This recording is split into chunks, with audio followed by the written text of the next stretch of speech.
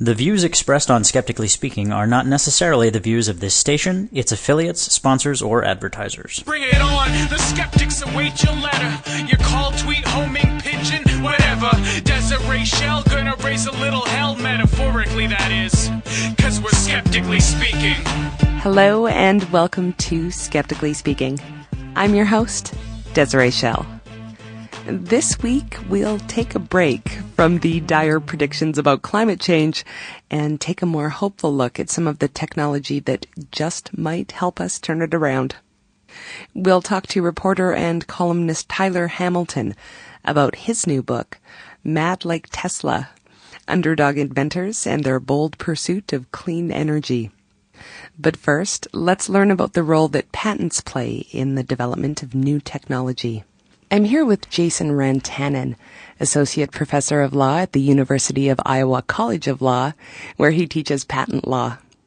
He has his master's degree in history and his law degree from the University of Chicago. He's also co-author of the widely read law blog, Patently O. Welcome to Skeptically Speaking, Jason. Thank you. Now, we want to talk about the role that patents play in the development of new technology, but I do want to make sure that everyone knows what we're talking about. So first of all, what is a patent? A patent is, at the most basic level, a government-issued property right in new technology and new inventions. And what it gives the inventor is it gives the inventor the right to exclude others from practicing that technology. It's a right to exclude, not a right to practice a technology.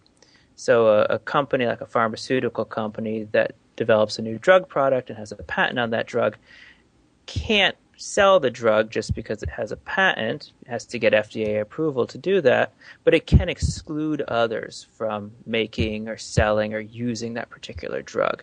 Now, that's the conceptual idea of a patent. A patent is actually a document that the government publishes, and the document has basically two main portions. It has a description of what the new invention is. We call that the specification. And it ends with a set of claims that define what the inventor is entitled to exclude others from practicing. It's these claims that really are the heart of the patent. We think oftentimes we hear a new patent, like the Amazon one-click patent. Right. We think, wow, that's a really broad patent. But when you get down to the claims themselves, they're often written in very technical language that limits the scope of that idea to a particular application, a particular practical application. So what kinds of things would then qualify for a patent? There's a lot of things that Right. qualify for a patent. And the basic rule, one of the requirements of patentability, is that it has to constitute patentable subject matter. But the thing about what's patentable subject matter is that the basic idea is anything under the sun that's made by man has to be created by human beings. But other than that, we pretty much let patents issue on almost any new invention, any new technology. So then what are the basic requirements for an invention to be patentable? And there are some things that are excluded from subject matter. Laws of nature, physical phenomena, we don't give patents on those. Aside from those broad restrictions, though, a new invention has to be novel. So it can't be something that someone else has done before. We only give patents on new inventions. And there has to be some type of non-trivial variation beyond the prior art. So the invention can't be obvious in light of what other people have done before. Those are the two main requirements, and I think the two requirements that most strongly constrain what is actually patentable. In addition, a patent has to be useful. So a new technology has to have some practical utility, but that utility requirement is pretty minimal. So that non-obvious part, that's interesting. So does that mean that there has to be a little bit of inspiration involved? Perhaps. It's a concept that is very fluid and difficult to capture very clearly. When you think of the idea of obvious, it can vary. Obvious in light of what? Obvious to whom? Well, obvious to a person in this particular technological area, obvious to a brilliant person, obvious to a skilled mechanic. It's a very fluid concept. Mm. And historically, certainly there's been this sense there has to be a little bit of genius maybe in it. Although this historical ideas has very much been pushed back by some courts, by Congress and some of the patent statutes to say, well, we're also going to allow people who work really hard, who engage in small incremental research, they should also be entitled to a patent if it's not something that would immediately be obvious to that person of ordinary skill in the art. So it's not really much of an answer because there isn't really much of an answer. The idea of obviousness is so fluid. It's something that courts and scholars and lawyers have really struggled with trying to put some type of constraint, some type of structure on, and really been unsuccessful. The patent isn't protecting an idea itself. It's more like the actual physical expression of the idea. I would say more a practical, useful expression of the idea. Because a patent can be on a process or a method in addition to a device or composition of matter. It might, for example, be on a process for making steel or a process for performing a particular diagnostic test. So I think of a patent more as an exclusive right over a new technology, where the technology really has some kind of practical aspect to it. Well, then where do genes come in? Because a gene isn't a technology, is it? Genes are a fascinating thing to look at in light of patent law. Well, we can patent those, correct? Just to be clear for anybody who doesn't know that. Can patent genes, but there are certain constraints. So, for example, we can patent isolated genes that have been taken out of the strand of DNA, out of the chromosome, and isolated to just that particular gene. We can also patent various different types of products of that gene. We can patent the RNA that's produced by that gene. So there's lots of levels to look at when you say, can we patent genes? There's all sorts of things to think about there. But at the bottom line, if you're right, we can patent genes, we can patent isolated genetic information. Where I have the sense that you're going is that, is a gene a manufacture? Is it a human product? That's an issue that is very much the subject of thought by academics and really by courts right now. There's a case that the Federal Circuit, which is the federal court that hears all appeals relating to patent issues, there's a case that the Federal Circuit just recently decided relating to the patentability of genes, where it said, yes, isolated DNA is patentable. Now, the Supreme Court is likely going to address this issue as well, and so while genes can be patented right now, we'll see what the Supreme Court does with that particular issue. Well, maybe help me with that. What's the rationale behind that? Like, for example, I couldn't patent an element because I found it first, could I? No, you could not patent an element that you found first, although if you created that element, you might be able to patent it.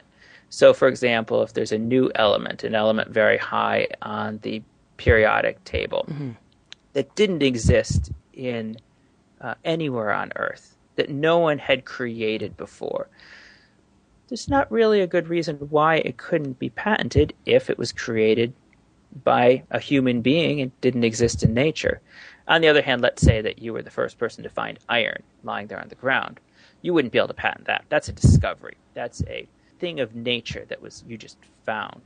Is a gene like that, though? That's the ultimate question. Is a gene like, say, picking a leaf off of a tree? Is it essentially the same thing to taking something that was in nature and just isolating it?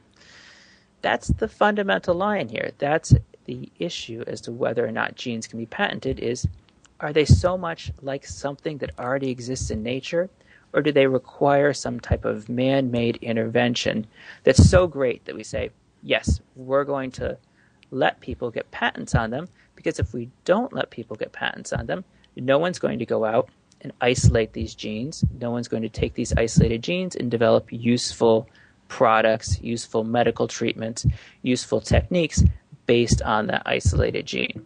You're listening to Skeptically Speaking, and I'm here with Jason Rantanen, Associate Professor of Law at the University of Iowa College of Law. His scholarship focuses on the use of mental state elements in patent law and the intersection between patent law and innovation theory. Now, what you were just talking about, it's one of the basic points of patent law is the idea that it's supposed to give inventors an incentive to innovate, correct? Yes, that's a fundamental justification for patent law, and probably the most powerful justification is that inventors oftentimes invent in order to receive a reward. I mean, they may invent for other reasons too. There's no suggestion anywhere in the patent law that people won't engage in scientific endeavors, won't engage in discovery, won't engage in invention, absent a patent system. But what a patent system does is it gives them a real financial incentive to invest resources in developing new technologies and thus accelerating the pace of technological progress. There's other justifications for the patent system too. There's the idea that in return for receiving a patent, the inventor is obligated to disclose their new technology to the public, thus giving the public information about a technology that it wouldn't have had. And that's this requirement that the inventor, in addition to defining what their invention is in the claims, also has to describe how to make and use that new invention in the specification. And finally, the third main justification for the patent system is that it gives companies a reason to develop new technologies, not to invent new technologies, but take those new inventions, invest the resources necessary to bring them to market, turn them into valuable goods that society can use. There's a sense that without patents, the first person to put a new product on the market will instantly be copied by competitors and will really have lost any investment that they made to develop that new product, to commercialize that new product. How well do you think patent law does at actually promoting innovation? Overall, I think the patent system has clearly played a fundamental role in enhancing and encouraging technological progress over the last 2 centuries. The pace of technological progress has grown rapidly. It's a bit difficult, though, because how do we say if there was no patent system, technology wouldn't be the same place? We can't engage in that experiment, unfortunately. But we can engage in a thought exercise and think about what would happen if there was no patent system to certain types of inventions. Like, for example, inventions whose operation is very clear once they're actually put into the marketplace. The chair, for example. Think about the first creator of a chair.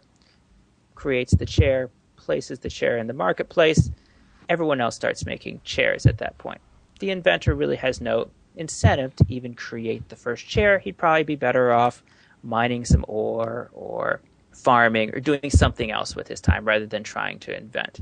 That's where the patent system has really succeeded, is in terms of inventions whose operation is readily apparent once they're placed in the marketplace. We call these self-disclosing inventions where it's impossible to keep secret their workings, as opposed to secret inventions like commercial processes, where inventors can maintain the secrecy of that invention while still using it to make a profit, to monetize that invention. So I think at the end, I think the patent system has succeeded as a whole. Now, do I think that there are ways in which the patent system could be more successful? Yes. Do I think that there are individual circumstances within the patent system where the patent system doesn't work? Absolutely. But as a whole, I think the patent system works very effectively at encouraging technological progress. Particularly in software patents is what I'm thinking of. There's been a lot of talk that they're being used to stifle innovation. So maybe let's talk about patent trolls. We originally thought of patent trolls as simply non-practicing entities who obtained a patent but didn't actually make or use the technology of the patent in any productive sense. And this idea served to capture an entity that was extracting rents from actual producing entities, that was extracting money or resources from those actual producing entities. But this idea had some problems with it. And the problem is that many inventors don't necessarily want to produce their technology. They want to license it or give it to an actual producing entity. Some people prefer to invent. Some people prefer to manufacture and produce. There's nothing inherently wrong with that. where the idea of the patent troll came into play was where an inventor would obtain a patent, not really engage in any type of disclosure activities with regard to that technology, wait until others independently develop that technology, use that technology to begin producing goods, established a market for it, and then, at that point, sprung the patent on this unsuspecting producing entity.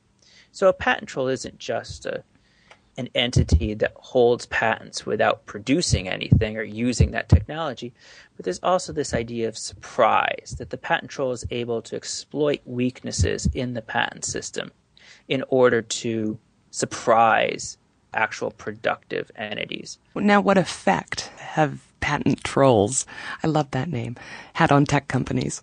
Well, they've certainly created costs for these companies in a number of different ways. On the one hand, there's the cost of dealing with patent trolls.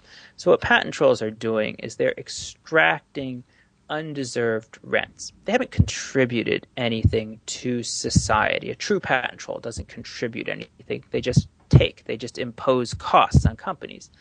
Those costs are going to affect the financial well-being of that company. They'll probably be reflected in prices. They'll generally impose a drag on society.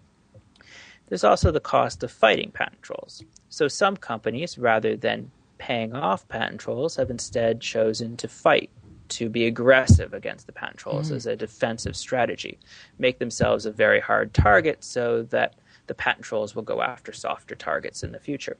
But even that has its costs, because lawyers are expensive, litigation is extremely expensive, and it takes time and energy away from the actual productive activities that the company is engaging in. So what patent trolls have done is they've created these costs. They've introduced new inefficiencies into actual technological progress, into actual productive activities, without providing anything in return. So would you say that they are automatically bad for innovation then? Well, the difficulty with patent trolls is actually defining who is a patent troll and saying that this particular entity is solely imposing costs. There's a number of examples of companies that have been labeled as trolls, while at the same time seeming to develop new technologies. Rambus is a classic example of a company that has certainly been called a patent troll, yet at the same time Rambus's technology is arguably at the core of modern RAM memory. Some instances it's fairly clear that this entity really did keep its technology secret until others independently developed it, and then, after years have passed, asserted the patents. But in most cases, it's difficult to say, is this really an entity that has provided something to society, or is this an entity that is just imposing costs on society? Are there any other kind of patent trolls that aren't software-oriented? Well, software and technology are certainly the primary areas of troll-like activity. The pharmaceutical industry is an area that's not as susceptible to trolls, at least as the economy is currently structured. And this has to do with the enormous costs that are required to develop new drug products. The only way to get a patent in the pharmaceutical industry is to spend millions and millions and millions of dollars in order to develop a new pharmaceutical product, send it through rigorous testing, and that's just not an environment that is very conducive to trolls obtaining patents on small incremental advances that they can later assert. Now, does a patent actually have to be shown to work before it can be given out? There is a requirement that technology actually has to work. That's part of the utility requirement. However, there's a presumption that new technologies and patents do actually work. Now, that's a presumption that can certainly be overcome by the patent examiner, the person at the patent office who evaluates whether or not a patent should be given out on this new invention. For example, a few years ago, someone submitted a patent for cold fusion, and the examiner presented some evidence that says no one thinks cold fusion can work. You have to prove to us that cold fusion actually works. And in that circumstance, of course, they couldn't prove that the cold fusion described in the patent actually worked, and so no patent was given. In most circumstances, though, the examiner isn't going to press on the utility requirement. There's not enough time in the examiner's day to force every single inventor to prove that their invention actually works when most inventions are actually going to work. The examiner can better focus his or her time on looking for prior art, seeing whether or not this invention has been done by others, rather than assessing the issue of utility. So technically, if someone came in and wanted a patent on a potentially brilliant new technology that they just couldn't prove yet worked, they wouldn't be able to get a patent. That's absolutely right. And there have been cases like that in the past where the technology wasn't quite there. They couldn't actually make it work yet, and people aren't entitled to patents in that circumstance. There has to be an actual working technology. It doesn't have to be created. So there's no requirement that one build the particular invention in question. But if it's such a cutting-edge technology that there's evidence that it won't work, or at least a strong belief that it's not going to work, in those circumstances, proof that it actually works is going to be required. Patents are weird, sir. Well, sometimes they are, but they're also really critical to technological advancement, so they play an important role. Thanks very much for being here, Jason. You're welcome. Thanks for having me. You can find out more about Professor Jason Rantanen and his blog Patently O on our website at skepticallyspeaking.com. And we'll be back with Tyler Hamilton, author of the new book Mad Like Tesla, right after this.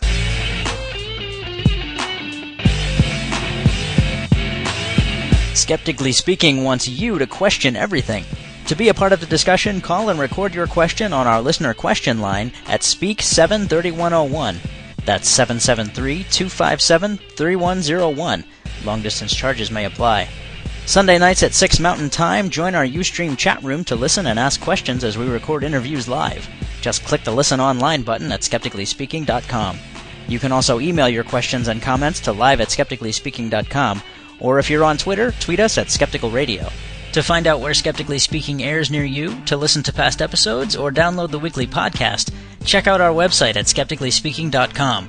While you're there, follow the links to connect with us on our Facebook page, our Twitter feed, or to subscribe to the show in iTunes. And now, back to the show. I'm here with Tyler Hamilton, writer for the Toronto Star and author of Mad Like Tesla, Underdog Inventors and Their Bold Pursuit of Clean Energy. Welcome, Tyler. Thank you. Now, you say that no one has proven more people wrong over the last 100 years than Nikola Tesla. So he's best known for the alternating current induction motor, but at a certain point, people thought that that was an impossible idea.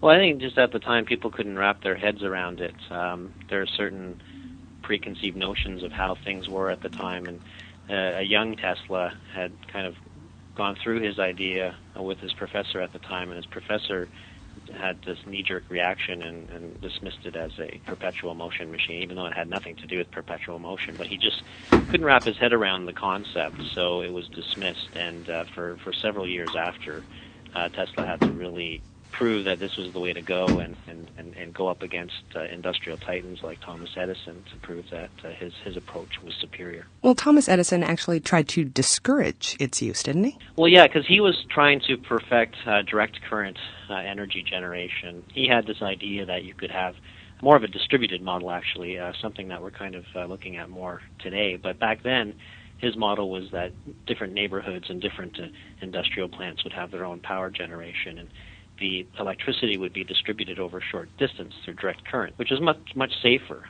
Tesla, his concept allowed for the long distance distribution of electricity. The only problem is you're dealing with very, very dangerous voltages and currents, and Edison used that against Tesla and tried to prove that alternating current was too dangerous to embrace as a standard. And basically it became a war against these two inventors to try to see which would become the standard for electricity generation. And I didn't realize before that Tesla was also the father of radio? The problem with Tesla is that he often didn't promote the things that he did. Other people were better at trying to get out there and show the world what they were working on. So Marconi was actually credited for early wireless communications. But this was challenged, and actually in the U.S. Supreme Court, it determined that Tesla indeed had the original patents for early wireless transmission.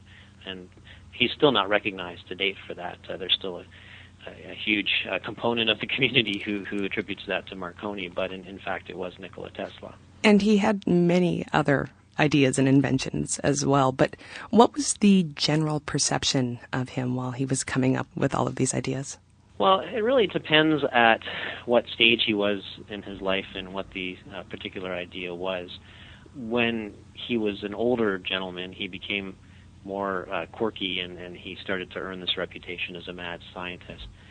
In his early years, it was interesting. He had lots of followers and people who were genuinely impressed with his mind and some of the things that he was coming up with. But when he started talking about ideas of world transmission of power through wireless means and having this wireless, not just communications distribution, but power distribution, people couldn't wrap their heads around it. But in fact, when you think about some of the things that he thought of, whether it was just him talking or him actually doing, a lot of it's come true today. There's times when he was being quoted in newspapers at the time talking about people being on ships and being able to, listen to baseball games and listen to presidential speeches, from distant nations. And I guess people at the time thought this was fantastic. There's no way this would ever happen. But of course, we take that for granted today. It exists. So he was very much a visionary. And in his time coming up with these ideas, he was written off by many people as a little bit of a kooky mad scientist. And in fact, one of the first, villains in the Superman movie cartoons was a mad scientist named Tesla. So that became part of the early culture. Well, your book, Mad Like Tesla, examines some clean energy technologies that maybe years down the road we may or may not look at the same way as we now look at Tesla's work. Mm-hmm. So how hard overall was it to separate the potential genius from the crazy? Well, it's interesting because the title Mad Like Tesla, it's not that everybody in the book I consider mad. And in fact, I don't consider any of them mad. Mad is something that I put in there to show what other people might think of them. Right. It's more of a perception of what they're working on rather than whether they're really crazy or not. Because, in fact, most of the stories I talk about, I think that they're genuine. They're really onto something. And the problems that they have at various stages of their development is that people can't envision these things coming to fruition, either because they don't see society accepting it. Maybe there's a perception of safety issues involved. Maybe they don't think that it's ever going to be economical. Maybe they think, the inventor is a little bit too, truly not crazy, but an oddball, and that they're never going to get people on their side to go up against the big oil companies and the big gas companies. The companies I used as examples, they are at various stages of their development, from early to the point where they don't even have a prototype, all the way up to somebody who's actually got pilot projects built, and they're just waiting for the large-scale financing to make it a commercial reality. You're listening to Skeptically Speaking, and I'm on the line with Tyler Hamilton. Tyler's award-winning weekly column Clean Break explores trends, issues, and technologies in the clean technology and green energy market. He's also the author of Mad Like Tesla, Underdog Inventors and Their Bold Pursuit of Clean Energy. Well, let's start off with cold fusion. Now, this idea is frequently used as an example of science getting it all wrong or maybe getting too excited before it is appropriate. Well, of course, back in the 80s, there was that whole scandal around Pons and Fleischmann. They had assembled everybody, all the press, at a press conference to announce that they had cracked the cold fusion nugget, the ability to, create more energy than what they put in through a non-chemical reaction in a kind of a room temperature environment. And they had talked about how this was going to change the world, and within a decade we'd have sources of power generation that would be clean and wouldn't come with the kind of toxic and long-lived radioactive materials that come with traditional nuclear fission. So the world got kind of excited, except that after many different groups tried to replicate these experiments, they just couldn't do it. And a large comprehensive report came out by the U.S. government saying that this, in fact, wasn't real. There's no evidence to substantiate their claims. And I guess the media got a little bit ticked off because they felt that they had kind of gotten pulled into this and embarrassed by their coverage. And since then, there hasn't been any real interest in cold fusion. There's been work going on behind the scenes, but it doesn't get any kind of mainstream coverage. And in fact, it's heavily ridiculed. There's a group of scientists And they're generally treated like lepers, in the nuclear community. So, but they are there, and they are working away, and they are making progress. But at the moment, it hasn't attracted any mainstream media attention, largely because it's this cry wolf syndrome. The media's been there once; it ended up being a scam. They don't want to come back to it. So much so that the U.S. Patent Office has actually stopped granting patents on cold fusion research? Yeah, that's, basically they just don't want to waste their time going through the documentation. They don't believe it's possible. Well, tell us about General Fusion. Well, General Fusion is a company that's attempting nuclear fusion, but they're not taking the cold fusion approach. They're actually taking an approach that was first conceived of by the U.S. Naval Research Academy back in mid-1970s. And what it is it's kind of a hybrid between the two conventional approaches to fusion today. One approach is that you try to compress plasma of deuterium and tritium. You can either compress it with lasers or contain it within these massive electromagnets and then heat it up to the point where you achieve ignition and you get net gain, which is that you're getting more energy out than you put in. The approach with the huge magnets, it's being approached by the group called ITER in Europe. It's a big international consortium. They hope to achieve this net gain sometime in the next couple of decades at a cost of $30 billion, while there's a group in California at the National Ignition Facility that's using this laser-based approach, and their research is a little less focused, but they are attempting to achieve net gain as well. And of course, billions of dollars are being spent on this. Now, what these guys in Vancouver, British Columbia, are trying to do is create basically a mechanical fusion reactor. I guess another way to call it is a thermonuclear diesel engine. And it's the injection of plasma into this sphere that contains a liquid lead-lithium mixture that's spinning around really, really fast, and it creates this air gap through the center, kind of like a tornado running through the center of air. Plasma goes into the center, and then they have these massive rams that mechanically slam the outside of the metal sphere, sending a sonic wave, a shock wave, through the lead-lithium mixture towards the center to the point where the shock wave compresses the plasma. You create the fusion, it releases the energy, and then you collect the heat. So that's the approach in a nutshell.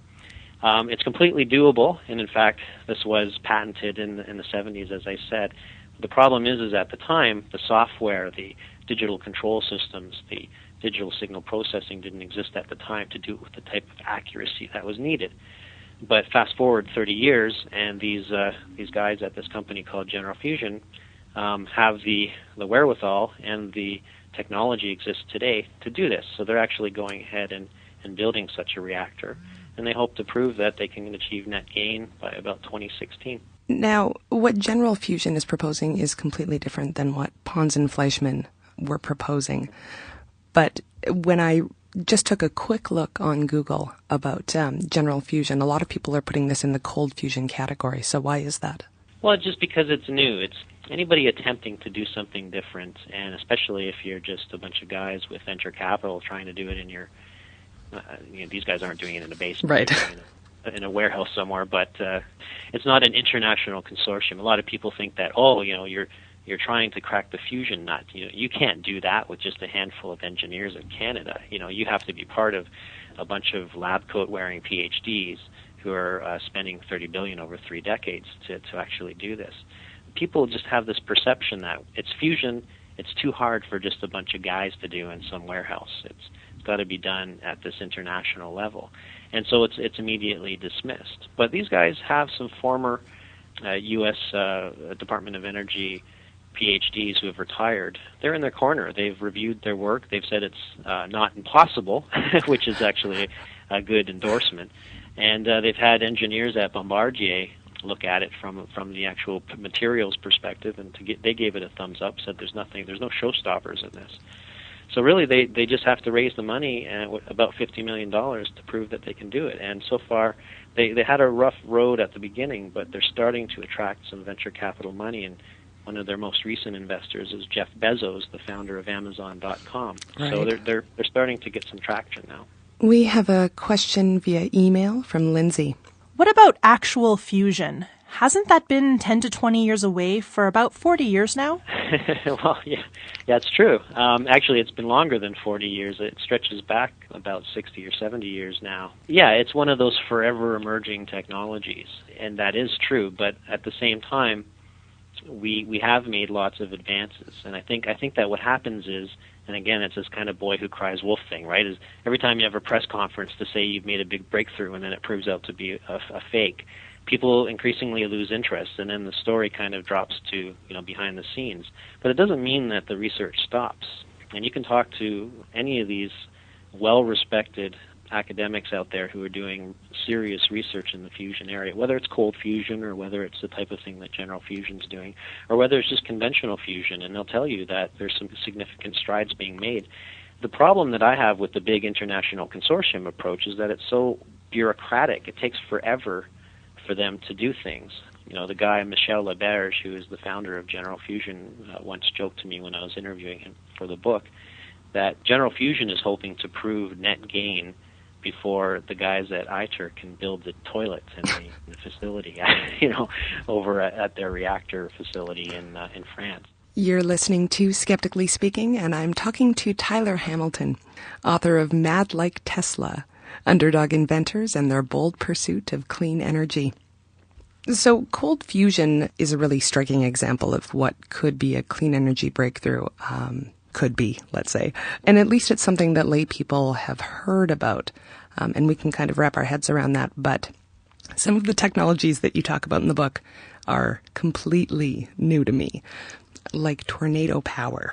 Yeah, and I wouldn't throw tornado power in the category of going to save all of the world's problems. But Right. if you think of our approach to energy, solving the energy problem as instead of being a silver bullet, being silver buckshot, I think it's one of the things that we can do to deal with our energy problems. So the tornado power guy, it's a guy in Sarnia, Ontario, who is a retired refinery engineer, and for the past 30, 40 years of his life as a pet project, he has been interested in harnessing the power of rising air, convection, and what he sees naturally, through the formation of tornadoes. He's always had this idea that you could create a man-made tornado and then harness the energy from it.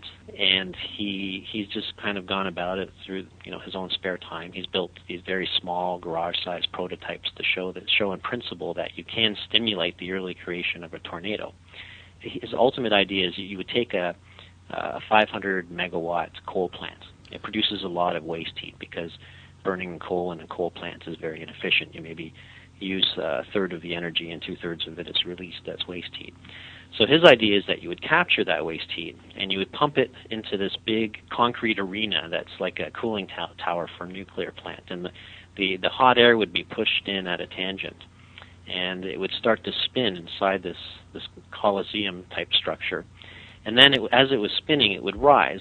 And as it rises, it will eventually connect with the cooler air up top through the opening in the top. And then the idea, in principle, is that you would start to trigger the formation of a tornado. And then once that tornado created a life of its own, instead of pushing air in, it would start sucking air in. And you would have turbines at the input points around this big concrete coliseum that would start generating power just through the suction of air, like a big vacuum through these ducts. There's nothing, again, saying that you can't do it. And in fact, he's had world-class climatologists who understand how tornadoes and hurricanes are made, basically say, there's nothing stopping us from taking this approach. What's stopping us is people being freaked out with the idea of having all these man-made tornadoes spinning around their communities. That's understandable, really.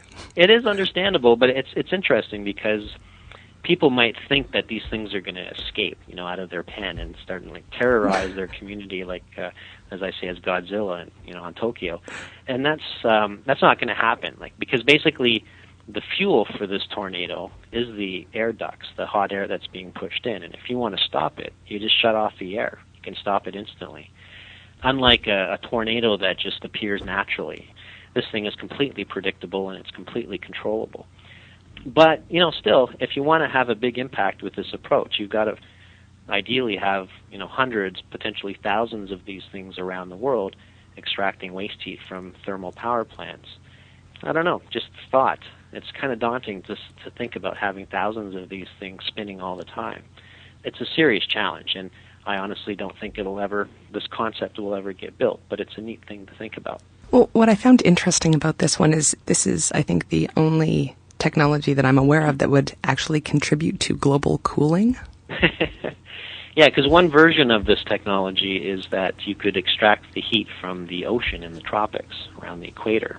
This is far out there, but you'd have this idea of creating these tornadoes positioned and spaced out around the world, basically like a ring, that would suck heat out of the oceans and then push it to the upper atmosphere. And the idea is it would take heat from the oceans, and as you know, the oceans are heating up because of climate change, and it would act as a cooling mechanism for the planets. Of course, that's way out there, and this approach would be more expensive than just taking waste heat from a power plant. But who knows, if we're ever in a crisis and we need to resort to geoengineering to solve our climate crisis, maybe this is one option.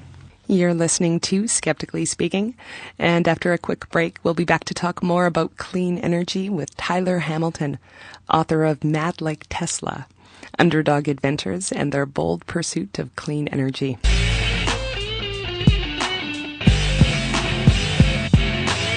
On the next episode of Skeptically Speaking, we're looking at some of the microscopic organisms that share our planet and occasionally our bodies. We're joined by science writer and blogger Carl Zimmer to talk about his new book, A Planet of Viruses. And we'll speak to scientificamerican.com managing editor Philip Yam about the mysterious and nearly indestructible prion. That's next week on Skeptically Speaking on your local radio station or online at skepticallyspeaking.com. Welcome back to Skeptically Speaking. I'm your host, Desiree Schell. My guest today is Tyler Hamilton, adjunct professor at the Faculty of Environmental Studies at York University and writer of the Toronto Star column Clean Break, covering the clean technology and green energy market. We're talking about his book, Mad Like Tesla, Underdog Inventors and Their Bold Pursuit of Clean Energy. Now, what about algae? You wrote about a low-cost method to produce clean-burning ethanol. How does that work? Well, algae is something that's being considered seriously as a way to produce biofuels, and there's no shortage of companies trying to take this approach. And the approach so far, though, is focused on extracting oil from algae. So the idea is that you grow these things in ponds, you feed them lots of sunlight and CO2 and nutrients, and they'll get all fat like couch potatoes, and then you'll harvest them, and it goes through a process where you're more or less breaking their cell walls and squeezing out the oil. That's one approach, but it's very energy intensive. Just the whole harvesting aspect and the process of extracting the oil is energy intensive. So there's a company that I profiled in the book called Alginol Biofuels. They're based in Florida. And they've decided to focus instead on ethanol, not oil, because ethanol, when it's created by algae, gets released naturally through their cell walls in gaseous form. It's very mobile. So what they do, instead of growing algae and then basically grinding it up and trying to squeeze out its oils, they keep the algae alive for as long as possible. And they give it plenty of sunlight, and they give it lots of CO2 and nutrients, and the algae more or less fart out the ethanol. You have a way with words, sir. And so these things release this ethanol in gaseous form under these biophotoreactors. And the reactors are designed such that when the gas rises to the top, you get this condensation. And then the condensation it drips down the sides into these troughs. And so it's all gravity-driven, basically. And the ethanol just gets collected in these little troughs that are on the sides of these little bioreactors, which are designed like miniature greenhouses. And you have to have fields and fields of these things, but their approach, because it's gravity driven, there's not a lot of high pressures needed to extract stuff. They can produce ethanol for, I think they were telling me last I talked to them, 85 cents a gallon. So it's quite competitive, and they've got huge partners now on board. They've partnered with the refinery giant Valero. They've got a partnership with Dow Chemical, a couple of other big energy players in Europe that haven't been named yet. So they're doing quite well, but it wasn't always that way. The guy who founded this company had the idea back about 20 years ago, as a student at the University of Western Ontario. he realized that cyanobacteria, which actually isn't an algae, it's called a blue-green algae. It can basically behave like algae in the sense that it can perform photosynthesis. And he had the idea that you could manipulate the enzymes in these organisms to produce more ethanol than they normally produce naturally. But at the time, he went around to some of the big oil companies and he pitched the idea, and they were just like, we're not interested. This is like a nutcase idea. Don't bother us. And he was like, well, I'm not going to get anywhere with this, and besides, oil is pretty cheap these days, so there's no incentive for them to look for alternatives. So he just put it on the back burner. He worked with a professor at U of T who kind of fine-tuned the process and just stuck with it over the years. And then it wasn't until oil started to rise and gas prices started to rise around 2006 that he decided, okay, now's the time. I'm going to take it off the shelf and I'm going to run with it. And 5 years later, he's got a fairly thriving company that's well-financed, and they seem to be doing quite well. We have a question from Paul. I've read that if farmers were allowed to grow hemp for industrial purposes, it could be a source of energy, both by conversion to biofuels and as a heating turbine turning power source. What are your thoughts? I think, as I said earlier, it's not going to be a silver bullet approach. It's going to be the silver buckshot approach. So when people try to compare one approach to another, I say, well, why are we comparing and saying we should do this or that? Like, we should do everything. You know, I'm in favor of the all hands on deck approach to dealing with climate change. Absolutely. Issues. So the hemp thing is a great idea. I mean, I think that when we approach solutions down the road, what we have to do is look at which geography is it best suited for, which industries is it best suited for, because different areas, different people, different industries are going to have different requirements. And as long as we have a big grab bag of different solutions, then I think we're going to be okay. We have a veritable plethora of questions coming in. This one's from Josh in the chat. Couldn't that tornado power idea, making coal power more economical, actually be bad if it leads to more coal plants and less investment in other fuel sources? Well, that's a good question, because that's the question that people pose to companies trying to do carbon capture and sequestration, right? Because if you build this infrastructure that merely reinforces an existing infrastructure, then I guess you're shooting yourself in the foot if you truly believe that these fossil fuels have to be completely eliminated from our energy system. And yeah, I agree, but the thing is that coal plants are just the most obvious example, but this could work with any kind of industrial plant that generates a large amount of waste heat, whether it's a cement plant, natural gas power plant, a steel plant. There's all sorts of different applications. And of course, down the road, there's the ocean-based one that I spoke about. But it's true. But at the same time, coal plants won't shut down overnight, right? We've got hundreds and hundreds of these things operating today. A lot of them still have 20 to 30 years still on them. There won't be a utility that shuts them down tomorrow just because they're told to. So if we can have a technology that allows them to improve the efficiency of those plants now, then I think it's a good short-term solution, especially if it's a cost-effective solution. So I'm open for any idea that allows us to use existing infrastructure that's likely to be around for the next couple of decades, that allows us to use that more efficiently. And a question from Sasha. Is there really any such thing as clean coal? No, I don't think there's any such thing as clean coal. It's an oxymoron.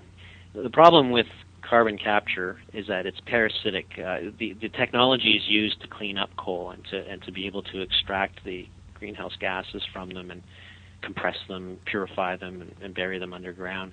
That takes a lot of electricity, and I've seen figures saying that you have to burn 25% more coal just to do this. So I think that clean coal is just a way for these existing fossil fuel industries to perpetuate their dominance and to continue along that path, and again to reinforce and entrench themselves further. I actually like the algae idea because I'm a big proponent of carbon recycling. Instead of continuing to mine fossil fuels and then just pumping the CO2 back underground and actually not knowing whether it's going to stay underground, because there's a lot of issues related to the long-term stability of that solution. I say that we extract carbon from the air and use that to make fuels in the kind of above-ground carbon cycle, rather than using carbon to get more carbon out of the ground, which is what the oil companies want to do, such as with enhanced oil recovery, where you pump carbon underground so that you can get more oil out of aging wells. So to answer your question, and I kind of went off on a tangent there talking about oil, but the Always two are welcome. related. The two are related, but I don't think clean coal is going to happen. In fact, I just wrote a story on how there's a reduction in the number of pilot projects now for carbon capture and sequestration. It's too costly. There's no political will to follow through, and I just don't think it's going to happen. You're listening to Skeptically Speaking, and I'm here with Tyler Hamilton, the author of Mad Like Tesla, Underdog Inventors and Their Bold Pursuit of Clean Energy. Now, this is an email question from Jeff. Are there any biofuel technologies that are carbon neutral, or is it just burning different stuff? Yeah, like the carbon neutral stuff is basically cellulosic ethanol. Well, even corn. The problem with corn ethanol, for example, is that a lot of the energy that it takes to grow the corn and to transport it and to process it and to convert it into ethanol, that uses a lot of fossil fuels. And by the time you get the end product, there's considerable doubt that you're creating more energy than you're putting into creating it. But turning switchgrass, for example, into biofuels, or using algae to make biofuels, I think I've seen figures ranging from 1 to 5 energy ratio input versus output. So you're putting 1 unit of energy in to get 5 units out, and I think that's heading in the right direction. And now, as far as carbon neutrality goes, the concept, and this is just in an ideal world, but the idea is that you grow this stuff, whether it's switchgrass or algae, you produce a fuel from it, you burn it, it releases the CO2. But the idea is that if you grow this switchgrass back again, it's going to reabsorb the CO2 that you've just released, and then it gets part of this cycle that is supposedly carbon neutral. Now, I don't think it's possible to have 100% carbon neutral because you're obviously going to have inefficiencies in there, but I think it's possible to head towards that idea. And there are, the reason why I wrote this book is because I'm very optimistic. There's like hundreds of people working on solutions every day around biofuels, around solar, around wind. It's very encouraging, and I've never seen so much innovation going on in my short lifetime, but in talking with people who have been around a lot longer than me in various government labs, the amount of innovation is just stunning. So carbon neutral, I think, is a possible end goal with biofuels. And a question from Atticus. I've heard a lot of people claim that oil companies are deliberately trying to stop development of clean energy technologies, sometimes by buying inventors off or threatening them. Is there anything behind it, or is it just conspiracy nonsense? First, I want to say I like the name Atticus. Awesome name. But as far as is there anything behind that, I do know for a fact that these companies do accumulate a lot of patents. So there's no question that they have the patents. The question is are they truly sitting on them and trying to prevent them from emerging? And I haven't seen evidence to say that's the case. And in fact, you would think that in this day and age, a company that had some groundbreaking new clean energy technology, and it saw the writing on the wall, it saw issues such as peak oil and energy security, and it knew that you have to find at some point some alternative that's going to be sustainable over the long term, then you'd think that they would try to commercialize that and run with it. So I have a hard time believing that there's some conspiracy theory out there that the big companies are intentionally suppressing clean energy technologies. Now, I'm willing to believe that they're maybe keeping it in their back pocket for a rainy day. Maybe they're preventing them from emerging earlier, but I think that eventually good technologies will see the light, and as things get worse, whether it has to do with climate change or the availability of energy supplies and resources, I think we're going to see more of those ideas shine through. And this one is from Gold. The Rossi Engineering Catalyzer, or ECAT, is supposedly in the process of starting a 1 megawatt power station later this month using its energy catalyzer. Any thoughts on this, given the criticism it's received? Yeah, I've been following this one. There's supposed to be a 1 megawatt power plant designed for, I think, a Norwegian utility at the end of this month. And I think that if they actually go ahead with this demonstration and there's some media there, some outside experts looking at it, I think this could start attracting some attention.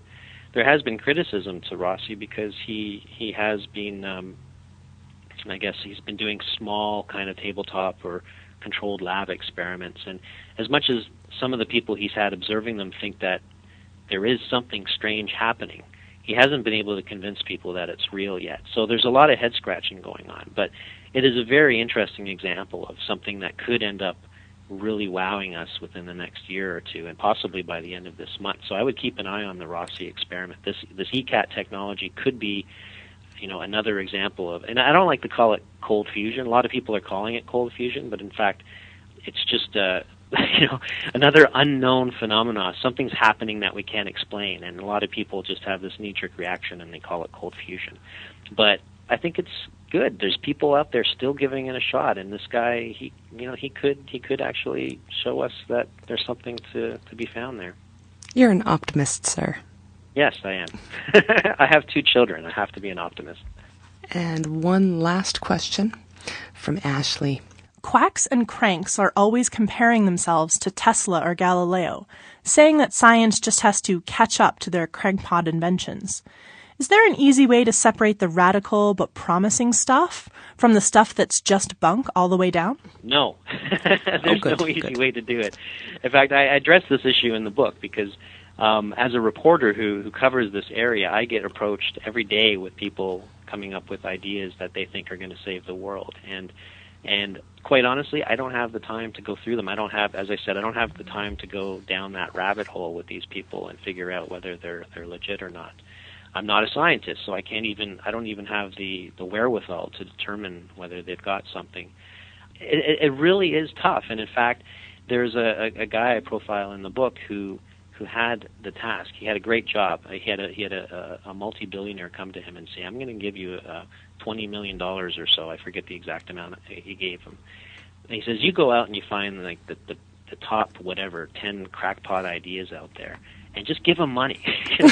Here, give them $1 million and see what they're going to do with it." And this philanthropist basically said, "I know I'm probably going to lose this money, but we got to just start throwing spaghetti at the wall and seeing what sticks." But here's the thing: is the criteria that the guy who was given this task used. He said, "I couldn't tell whether any of these technologies were legit or not, but I gave the money to people who came across as reasonable, could articulate their ideas clearly, and actually wrote something down. Like they were organized. They showed that they were trying to run this as a business, and they weren't just somebody in their garage that was scattered and only showered once every week." And looked disheveled all the time, right? He wanted some kind of sign that these people were organized. So at some point you have to impose some criteria for taking these people seriously. And perhaps there's going to be people who slip through the cracks. But you have to have faith, and I have faith that if ideas are strong enough, they will eventually float to the top. And on that note, we are completely out of time. Thanks for being here, Tyler. My pleasure. You can find links to Tyler Hamilton and Mad Like Tesla, Underdog Inventors, and their bold pursuit of clean energy on our website at skepticallyspeaking.com. You'll also find links to our Facebook page, our Twitter feed, as well as to iTunes, where you can listen to past episodes, subscribe to the show, or leave a review. Thanks for listening, and we'll see you next week on Skeptically Speaking. Bring it on, the skeptics await your letter. Your call, tweet, homing, pigeon, whatever. Desiree Shell, gonna raise a little hell, break the spell of Pavlov's bells. Cause we're skeptically speaking, on mind reading tarot cards and witches, psychics, and their spoon-bending mind tricks. All the humbug, flim-flam, frauds and shams, the charlatan who I don't think you understand. It's the hocus pocus, out of focus locus, eroding the brain, making gains on the hopeless. Let the crystal ball fall, smash on the floor, leave the pieces alone, we don't need them anymore. Just a microscope, telescope, magnifier, reading in between the lines of these lies. Bring it on, the skeptics await your letter. Your call, tweet, homing, pigeon, whatever. Desiree Shell, gonna raise a little hell, metaphorically that is, cause we're skeptically speaking. Skeptically Speaking is produced with the support of CJSR 88.5 FM in Edmonton, Alberta, Canada. Our studio assistants are Brent Kelly and Rochelle Saunders. Ryan Bromsgrove is our studio technician and research assistant. The show is produced and edited by K.O. Myers. Our theme song was written and recorded by AOK. And I'm your host, Desiree Schell.